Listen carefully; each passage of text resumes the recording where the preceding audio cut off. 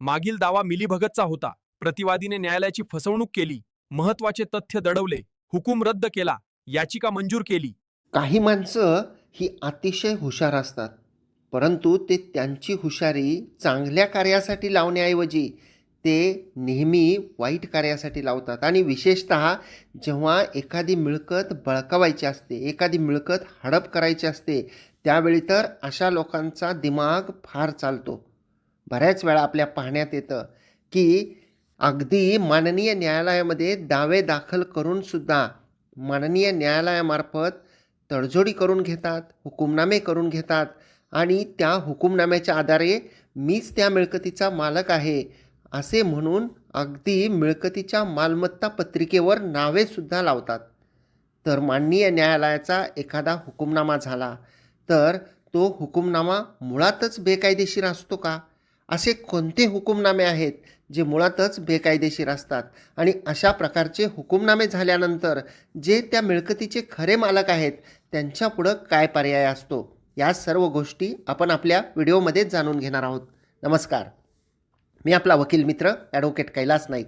कायद्याचं म्हणजेच तुमच्या फायद्याचं बोलूया. मित्रांनो, दिवाणी प्रकरणांच्या बाबतीमध्ये एक कोल्युजन सूट असं म्हटलं जातं. त्याचं जर आपण उदाहरण पाहायचं गेलं तर एखाद्या मिळकतीचा मालक हा वेगळाच असतो, परंतु दोन व्यक्ती एकत्रित येतात. एक व्यक्ती दिवाणी न्यायालयामध्ये मी त्या मिळकतीचा मालक आहे म्हणून दावा करतो. तो अशा व्यक्तीला त्या दाव्यामध्ये सहभागी करतो की तो व्यक्ती त्या मिळकतीचा मालकच नसतो. मग पुन्हा वादी आणि प्रतिवादी दोघे मिळून त्या दाव्यामध्ये तडजोड करतात. अगदी कधीकधी दावासुद्धा चालवतात आणि मग माननीय न्यायालयामार्फत एक हुकूमनामा मिळवतात, ज्यामध्ये एखाद्या व्यक्तीची मालकी ठरते, ती व्यक्ती कब्जामध्ये आहे असे ठरते आणि माननीय न्यायालयाचा हुकूमनामा होतो. जेव्हा खऱ्या मालकाला ही गोष्ट कळते तेव्हा त्यांना खरं तर धक्काच बसतो की मिळकत माझी आणि माझ्या मिळकतीबाबत दुसरेच कुणीतरी दोन लोक न्यायालयामध्ये जातात, त्या ठिकाणी तडजोड करतात किंवा त्या ठिकाणी निकाल मिळवतात आणि माझ्या मिळकतीची मालकी, कब्जा हा त्यांचा आहे असे ठरवून घेतात. त्यावेळी त्यांनासुद्धा दिवाणी न्यायालयामध्ये दावा करण्याचा पर्याय असतो. आता दिवाणी न्यायालयामध्ये दावा करण्याचा जो पर्याय आहे त्याच्याबद्दलसुद्धा आपण बोलणार आहोत. परंतु आपण उदाहरणासाठी काही दावे पाहूया, ज्यामुळे आपल्या लक्षात येईल की कोल्युजन सूट म्हणजे संगनमताचा दावा हे कशाला म्हणायचं. आपण जर उदाहरण घेतलं तर एक मिळकत आहे, ती एका व्यक्तीची आहे. ते व्यक्ती मयत होतात. आता एखादा हिंदू पुरुष जर मयत झाला तर त्यांना हिंदू लॉप्रमाणे जे क्लास 1मधले वारस असतात, जसं की पत्नी, मुलं, मुली, हे सर्वजण त्यांना कायदेशीररित्या वारस होतात आणि त्या व्यक्तीने त्यांच्या हयातीमध्ये त्यांच्या हिश्श्याबद्दल किंवा मिळकत स्वतंत्र असेल तर तब्दिलीबाबतचा खरेदी खत किंवा बक्षीसपत्र किंवा मृत्यूपत्र असा कोणताही दस्त जर करून ठेवलेला नसेल तर वारसा कायद्याप्रमाणे सर्व वारसांना त्यामध्ये हक्क हिस्सा प्राप्त होतो. आता गंमत अशी होते की वारसापैकी काही जण जे आहेत ते गावाकडं असतात, ज्या ठिकाणी मिळकती आहेत त्या ठिकाणी असतात. काही जण कामधंद्याच्या निमित्तानं बाहेरगावी असतात. मग जेव्हा वारस नोंद करायची असते त्यावेळी जे बाहेरगावी असलेले वारस आहेत त्यांना लपवून ठेवलं जातं. त्यांचं नावच वारस म्हणून त्या मिळकतीच्या मालमत्ता पत्रिकेवर नोंदवलं जात नाही.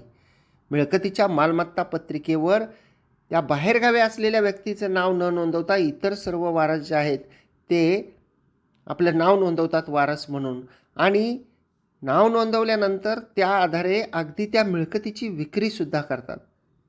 पुन्हा पुढं आणखी त्यांचं जास्त डोकं चालतं की तो जो वारस आहे, ज्याला आपण वगळलेला आहे, की तो न्यायालयामध्ये जाईल. हे जे खरेदी खत आपण करून दिलेलं आहे किंवा ज्याने खरेदी खत करून घेतलेलं आहे तर त्याचं खरेदी खत रद्द होईल. मग याला पर्याय काय करायचा म्हणून त्यांच्या कुरापती डोक्यामध्ये हे सुद्धा येतं की आपणच संगनमताने एक दावा दाखल करू, दोघांनी त्या मिळकतीवर मालकी क्लेम करू, म्हणजे मीच मालक आहे असं म्हणून दोघंही म्हणू. एक जण वादी होतो, एक जण प्रतिवादी होतो आणि मोस्टली अशा प्रकरणांमध्ये खरेदीदार जे आहेत ते वादी होतात आणि ज्यांनी खरेदी खत दिलेलं आहे त्यांना प्रतिवादी केलं जातं. जेव्हा वादी आणि प्रतिवादी दोघे संगनमत करून अशा प्रकारचा दावा दाखल करतात, त्या दाव्यामध्ये नोटीस निघते, त्यानंतर प्रतिवादी हजर होतात आणि त्या दाव्यामध्ये नंतर तडजोड देतात आणि तडजोड पुरशीस म्हणजे तडजोडीच्या संदर्भामध्ये अर्ज माननीय कोर्टामध्ये देऊन आमची आता आपसात तडजोड झालेली आहे आणि आम्हाला या तडजोडीप्रमाणे हुकुमनामा करून द्यावा अशा स्वरूपाचा त्या ठिकाणी विनंती माननीय कोर्टाला केली जाते आणि माननीय कोर्टाकडून तडजोड हुकुमनामासुद्धा मिळवला जातो. हे एक उदाहरण झालं. दुसरं एक उदाहरण असं असतं की एखाद्या मिळकतीचा एक्स नावाचा व्यक्ती आहे, परंतु ए आणि बी दोघे मिळून बऱ्याच वेळा गावाकडं बऱ्याचशा मिळकती या तशाच पडून असतात, तिथं वर्षानुवर्ष कुणी येत नाही.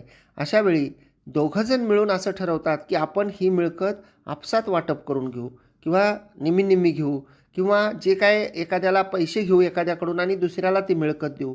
प्रत्यक्षात त्या मिळकतीचा मालक वेगळाच असतो, परंतु हे दोन लोक न्यायालयामध्ये येतात आणि न्यायालयामध्ये येऊन त्या ठिकाणी दोघेही त्या मिळकतीवर मालकी जी आहे ती क्लेम करतात. म्हणजे मी मालक आहे म्हणून एक जण दावा करतो, दुसरा त्यामध्ये हजर होतो, मीच या मिळकतीचा मालक आहे असं म्हणतो आणि त्यानंतर पुन्हा त्या दाव्यामध्ये निकाल करून घेतात की अमुक व्यक्ती या मिळकतीचा मालक आहे. जेव्हा अशा प्रकारचे प्रकरणं घडतात, अशा प्रकारच्या घटना घडतात, त्यावेळी जे त्या मिळकतीचे खरे मालक आहेत किंवा ज्यांचा त्या मिळकतीमध्ये कायदेशीररित्या हिस्सा आहे, त्यांना काय पर्याय आहे? तर जेव्हा अशा प्रकारे दोन व्यक्तींनी कोल्युजन करून म्हणजे संगनमत करून जर एखादा हुकुमनामा मिळवलेला असेल, जर मेहरबान कोर्टापासून वस्तुस्थिती अंधारात ठेवून किंवा मेहरबान कोर्टाची फसवणूक करून मेहरबान कोर्टाला जे महत्त्वाच्या गोष्टी आहेत, जे खऱ्या गोष्टी आहेत ते लपवून ठेवून म्हणजे फ्रॉड प्ले करून जर का अशा प्रकारचा कोल्युजनने संगनमताने जर एखादा दावा जर दाखल करून त्यामध्ये आदेश मिळवलेला असेल, तर तो हुकुमनामा जे त्याचे खरे कायदेशीर मालक आहेत किंवा ज्यांचा खरंच ॲक्च्युली त्याच्यामध्ये हिस्सा आहे, परंतु तो डावलला गेलेला आहे माननीय कोर्टाकडून निकाल मिळवत असताना, त्यांना त्या दाव्यामध्ये पक्षकारच केलेलं नसेल, तर त्यांना तो हुकुमनामासुद्धा रद्द ठरवून मागण्याचा अधिकार आहे आणि ते दावा दाखल करू शकतात. त्यांना प्रतिवादी करू शकतात त्या पूर्वीच्या दाव्यातील दोघांनाही म्हणजे वादीलाही आणि प्रतिवादीलाही आणि माननीय न्यायालयाकडे अशी विनंती करू शकतात की या दोघांनी मिळून एक संगनमताने दावा दाखल केलेला होता, माननीय कोर्टाकडून ह्या गोष्टी लपवून ठेवलेल्या होत्या आणि माननीय कोर्टाकडून निकाल मिळवलेला होता. तर माननीय कोर्टासमोर जेव्हा वस्तुस्थिती येते तेव्हा माननीय कोर्ट जो पूर्वीचा निकाल झालेला आहे तो रद्दसुद्धा करू शकतात. त्यामुळं जर कोणाला असं वाटत असेल की आम्ही आता कोर्टातून निकाल मिळवलेला आहे, आम्ही मेहरबान कोर्टापासून वस्तुस्थिती लपवून निकाल मिळवलेला आहे, मिळकतीचे मालक दुसरे असतानासुद्धा आम्ही आपसामध्ये आमची मालकी ठरवून घेतलेली आहे, ती त्यांच्या परस्पर घेतलेली आहे, गुपचूप घेतलेली आहे, आता ते कुठं जाणार, ते काय करणार आणि त्यांचं काही चालत नाही, तर हा भ्रम काढून टाका. कारण जर का आपण माननीय कोर्टावर फ्रॉड प्ले करून जर आपण निकाल घेतलेला असेल किंवा आपण वस्तुस्थिती लपवून ठेवून निकाल घेतलेला असेल, त्या दाव्यामध्ये खऱ्या मालकांना जर सामील केलेलं नसेल, मिळकत दुसऱ्याचीच असेल आणि आपण संगनमताने जर एखादा निकाल मिळवलेला असेल, तर तो निकाल त्या खऱ्या मालकावर किंवा खऱ्या हिस्सेदारावर बंधनकारक होऊ शकत नाही. त्यामुळे या भ्रमात कोणीच राहण्याचं कारण नाही की माझ्यासारखा निकाल झालेला आहे आणि मालक खरा जरी असला, खरा हिस्सेदार जरी असला तरी आता त्याचं काही चालणार नाही, हा पूर्णपणे भ्रम आहे. अपेक्षा करतो की ही माहिती साध्या सोप्या भाषेमध्ये आपल्याला समजलेली असेल आणि आवडलीसुद्धा असेल. जर आपल्याला ही माहिती समजली असेल, ही माहिती आवडली असेल आणि आपण जर हा व्हिडिओ कोर्ट कचेरीच्या यूट्यूब चॅनलवर पाहत असाल आणि अद्याप आपण कोर्ट कचेरी या यूट्यूब चॅनलला सबस्क्राईब केलेलं नसेल तर सबस्क्राईब जरूर करा. बाजूचं बेल आयकॉनचं बटन दाबा म्हणजे व्हिडिओचे नोटिफिकेशन आपल्याला मिळतील. आपण या व्हिडिओला लाईक केल्यानंतर यूट्यूब चॅनलवर आपल्याला हाईप नावाचं एक कलरचं आणि स्टारचं बटन दिसेल, त्यालाही क्लिक करा. त्यासाठी कोणतेही पैसे द्यावे लागत नाहीत.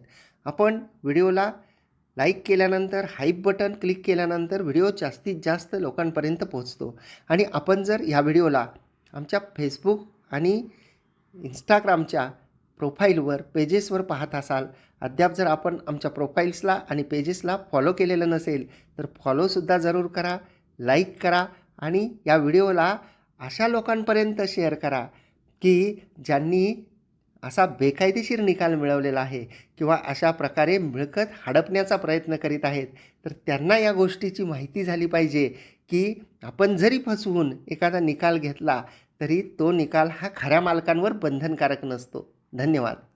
मागील दावा मिलीभगतचा होता. प्रतिवादीने न्यायालयाची फसवणूक केली, महत्वाचे तथ्य दडवले, हुकूम रद्द केला, याचिका मंजूर केली.